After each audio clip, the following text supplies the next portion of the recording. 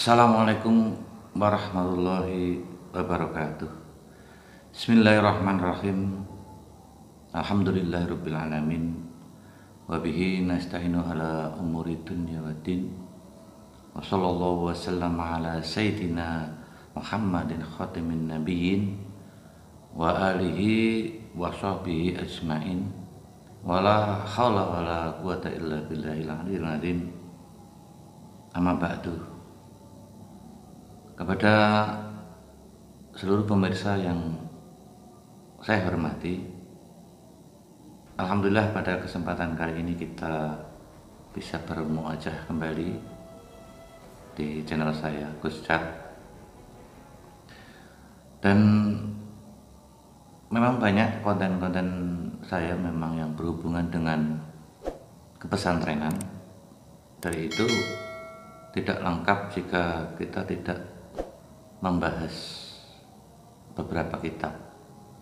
Untuk itu, untuk postingan-postingan ke depan, insya Allah nanti kita akan membahas tentang mereview beberapa kitab-kitab kecil yang bagaimana isinya, bagaimana pelajarannya, dan mungkin sejarah serta siapa pengarang kitab tersebut. Yang pada kesempatan kali ini saya akan mereview kitab Safinatun Najah. Beberapa kitab memang banyak sekali ya. Artinya yang kitab kuning ada, kemudian ada yang sudah menjadi kitab kecil yang lebih mudah dan tulisannya juga lebih besar seperti ini ya. Nah ini, jadi kalau untuk tingkatan baru mengabsah pertama kali bisa lebih mudah dan lebih jarang. Dan memang kitab ini memang kitab ilmu fikih yang pertama dan banyak sekali dipelajari di banyak pesantren-pesantren dimanapun berada, baik di Indonesia maupun di luar Indonesia seperti Mesir, kemudian Yaman, kemudian Arab, dan banyak lagi negara-negara lain yang mempelajari kitab Safinatun Najah ini. Memang kitab ini memang kecil, tapi justru malah kitab inilah yang menjadi awal dasar bagi para pemula untuk di pesantren. Kalau di Tegalrejo sendiri ini adalah tingkatan yang pertama. Langsung saja kita sedikit membahas sejarah tentang kitab ini. Kitab Safinatun Najah ini bernama lengkapnya adalah Safinatun Najah Fima Yajibu ala Abdin Limaula. Yang beliau kitab ini dikarang oleh beliau ulama Syekh Salim bin Abdullah bin Sa'ad bin Sumer al-Hadrami yang berasal dari ulama Yaman di daerah Arab. Kitab ini sudah beberapa abad yang lalu, kemudian kitab ini merujuk pada mazhab Syafi'iyah. Ditulis dengan cara sederhana, kemudian mudah untuk dipahami. Yang asli kitab ini tidak ada harokat, artinya kalau kita tadi dibuka ini ada harokatnya ya. Yang aslinya itu nggak ada harokatnya. Dan ini menjadi rujukan para ulama-ulama di seluruh dunia, tidak terkecuali dengan ulama Nusantara. Berikut dengan kitab syarah atau penjelasannya. Dan di antara syarah kitab Safinah yang pertama adalah kitab Kasifus Sajat atau Safinatun Najah, karangan Syekh Nawawi Al-Bandani. Ini jelas ulama berasal dari Indonesia. Kemudian ada lagi Duratus Saminah Hasyiah ala Safinah karya Syekh Ahmad bin Muhammad Al-Hadawi. Kemudian ada kitab Naikur Raja Syarah Safinah Safinatun Najah karya Said Al-Habib Ahmad bin Umar Asy-Syatiri. Kemudian yang selanjutnya itu kitab Nazimul Hayyah Syarah Safinatun Najah karya Syekh Al-Faqih Al-Qadi Abdullah bin Awad bin Mubarak Mubakir. Kemudian selanjutnya adalah kitab Inaratud Duja Batan Wiril Hijah Syarah Safinah karya Syekh Muhammad bin Ali bin Husain Al-Maliki.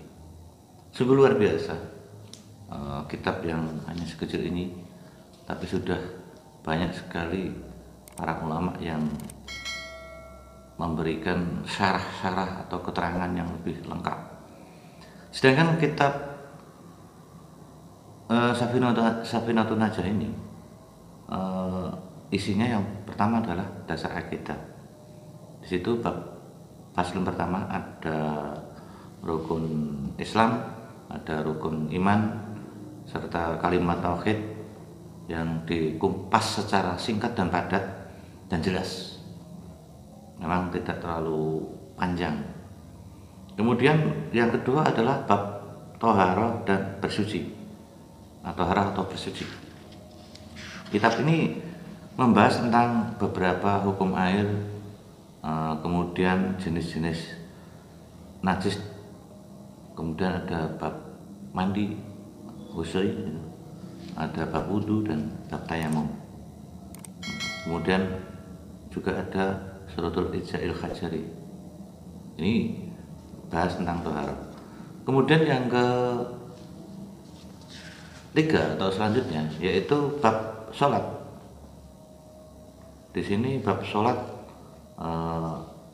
banyak sekali, ada bab-bab udurnya sholat, kemudian syarat sholat, rukun sholat, bacaan, kemudian ada waktu sholat, sampai ada takbirat, bab doa iftitah juga dibahas di sini lengkap. Ada lagi bab tahiyat juga ada. Kemudian yang keempat adalah bab jenazah. Berikut tentang penjelasan bagaimana cara sholat jenazah dan tata cara sholat jenazah. Yang selanjutnya adalah bab zakat, walaupun mungkin tidak selengkap kitab-kitab seperti Bajuri ataupun Mahali atau Wahab, tapi bab zakat ini juga sudah lumayan mewakili tentang zakat. Kemudian yang selanjutnya yang keenam adalah bab puasa. Bab puasa di sini juga ada dari awal tentang syarat puasa, rukun puasa, qada, kafarat dan pembatalan puasa, dan iftar yang terletak di penghujung kitab di sini, yaitu bab alladzi la yufattaru mimma yasilu ilal jawfi sab'atun abwab. Itu adalah bab paling terakhir di kitab Safinatun Najah ini. Manfaat daripada mempelajari kitab Safinatun Najah yang pertama adalah kita mengetahui tentang dasar-dasar akidah Islam, kemudian pemahaman tentang akidah dasar-dasar Islam, kemudian juga tentang ibadah dan juga pemahaman tentang dasar-dasar ibadah dalam Islam. Ini adalah beberapa isi yang terkandung dalam kitab Safinatun Najah. Kemudian untuk kitab Safinatus Najah ini sendiri kalau di Tegarrejo juga sudah banyak disediakan, baik yang berupa kitab kuning, kemudian ada yang seperti ini yang sudah kami perlihatkan tadi.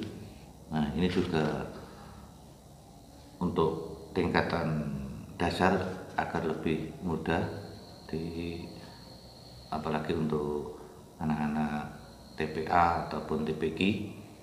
Ini sangat-sangat mudah untuk dipahami dan mudah untuk dipelajari. Dari itu bagi pemirsa ataupun mungkin bagi semua pembaca ataupun yang menonton postingan ini, jika memang mau pesan bisa saja di tempat saya. Artinya nanti bukan saya mau iklan, bukan ya, tapi memang kalau jika keberadaan dari pemirsa itu jauh dan untuk toko kitab mencarinya agak sulit, di Tegarrejo ini bisa membeli dengan istilahnya model grosir ataupun banyak, daripada apalagi situasi pandemi yang seperti ini, mau ke Tegarrejo sangat sulit.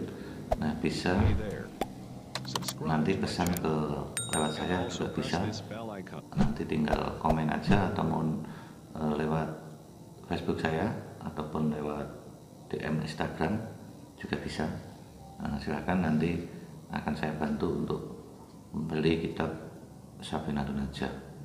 Mungkin itu untuk awal review kitab-kitab. Nanti masih ada banyak lagi yang akan kita sampaikan, termasuk juga ada ini surat pendek bacaan sholat untuk TPQ, kemudian ada kitab Syifaul Janan atau Hidayatus Sibyan, kemudian ada Aqidatul Awam, Wasiat Mustafa, dan banyak lagi yang mungkin kita bisa pelajari bersama-sama.